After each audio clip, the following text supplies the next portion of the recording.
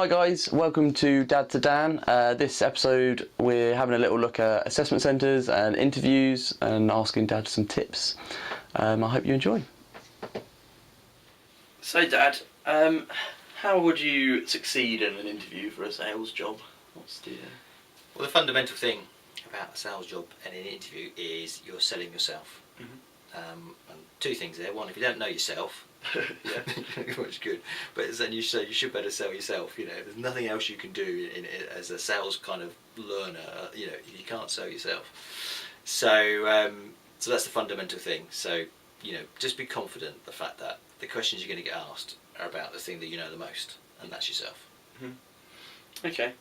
Is there anything like maybe I should prepare for it, or get ready before I go? Well, yeah. I mean, obviously, like all recruitment agencies will say, "Oh, you've got to learn about the company and do your homework." Now, the great thing with Google is you can do that quite easy now, but that is the problem. It's so easy to do. Everyone does it. So, you've got to think, well, how can I set myself apart? How can I be different? So, I'd always encourage people to sort of think about how they can go one step further than what the interviewer would have expected you to do. Because everyone's going to expect you to have gone on Google and found out about the company. And yeah, you might be able to reel off their product lines and reel off all the stuff on Google. But what if you'd actually, say you've got a job with an engineering company, you wanted to do engineering, you've done a degree in engineering, you wanted to get in engineering sales, I don't know, and you go for a job with a company that sells vacuum generators. Now, you probably don't really know what a vacuum generator does, but you found out that from Google. Well, what if you actually rang up a local engineering company and said, "Do you use vacuum generators? Can I come and talk to the person who does the purchasing for those sorts of things, the engineer, the guy, the shop floor manager, whoever it might be?" Go into the plant, talk about it, see if they know the company that you're going to work for. Take them some notes, just explain, quite up front, this is what I'm doing, I was going for an interview and I really want to kind of get a bit of a handle, a bit more experience. Most people are really willing to help people. So they'll be quite willing to give you some information. They've all been in that position, I suppose. Exactly, yeah. And most people love, helping people and giving information that they know. So do that. Then when you go for the interview, you can sit there and you go, well, actually, what I did, I went to see Mr. Smith at, Smith's Engineering, and he said, well, he's used your product, and if he doesn't like it, he uses somebody else's product, whatever it might be, and they're going to go, oh, right, and they might even know that customer, so, and that will really go a long way. And what it does two things. One, it demonstrates that you're willing to think and go a little bit more above, the other people, the other candidates, go a little bit away, but also it demonstrates that you can do the job that they're going to be asking you to do, which is go out and see people and talk about and speak to them. So, thanks. That's a really good tip. Go out and see some of the customers first. Brilliant. So, in the interview, what sort of questions do you normally get asked, and what do you need to prepare for? Well, you're going to get the classic questions at most interviews. Why do you want the job? What makes you think you can be good at sales? The sorts of things you might get asked. So it's really important, obviously, to rehearse your answers, and try to come up with a story that explains it. People have stories. Stories are great, and so if it's what makes you think you're good at sales, then give them a story. Well, when I was at school, I wanted to raise money for the charity, so I set up a lemonade stall or something, and I had to try to convince my friends and things to buy some lemonade to do it. And I got whatever it might be. You could say a nice little story like that, or something that where you were at your local job, working at the local DIY store or whatever it might be. You've got into helping people and you realise that you like communicating. And think of those fundamentals that they're going to be after. They want someone who's personable, somebody who's motivated, someone who can be persevere, because sales can be hard sometimes. They want somebody who's got perseverance, someone who's confident but not overconfident. You don't come over as arrogant.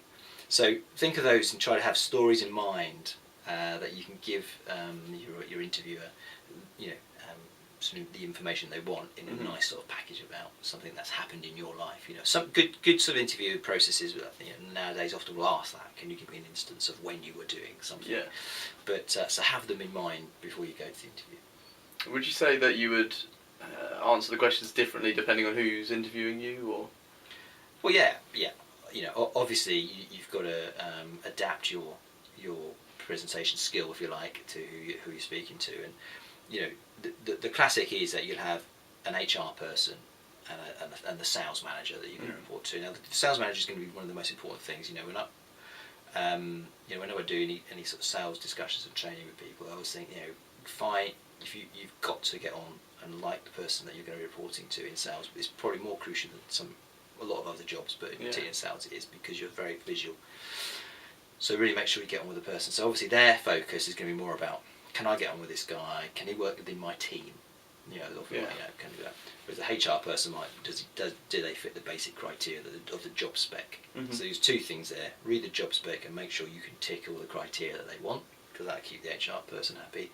And with a sales manager or sales manager or manageress, make sure you can get on with them. Yeah. And it's a two-way process in an interview. Make sure you can get on with them, but also show that you've got the motivation, you've got drive, you've got enthusiasm for the job. Mm-hmm. That's what we're looking for. Okay. And we could come on to that.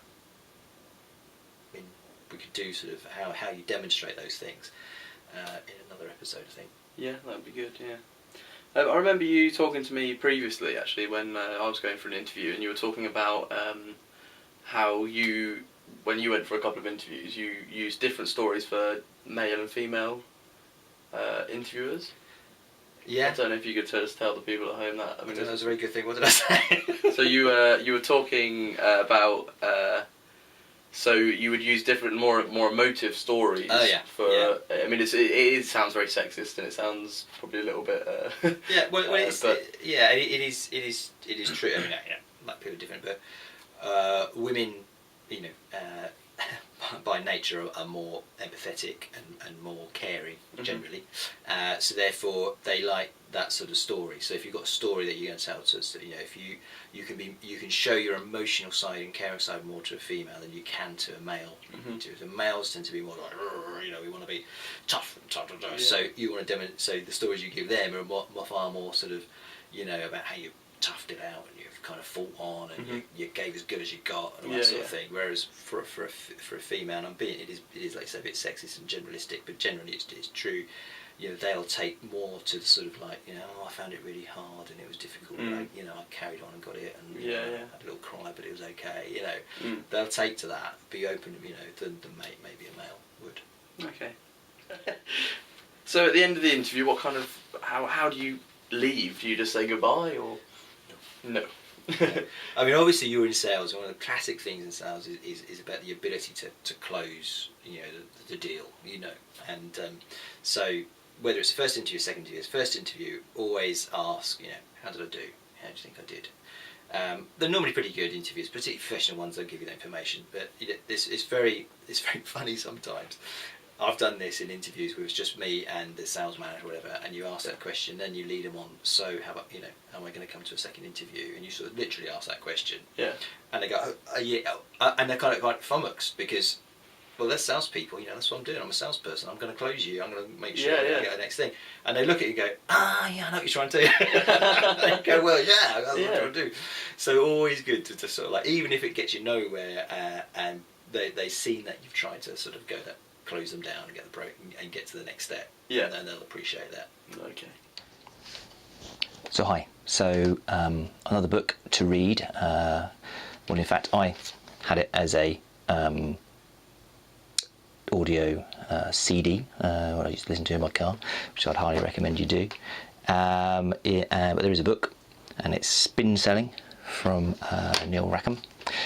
And I think this is really, again, where the sales philosophies started to become science, and it's what's great about the book is it takes data from 30,000 or so sales calls that they've monitored or had monitored at the time, to see what was successful and what wasn't.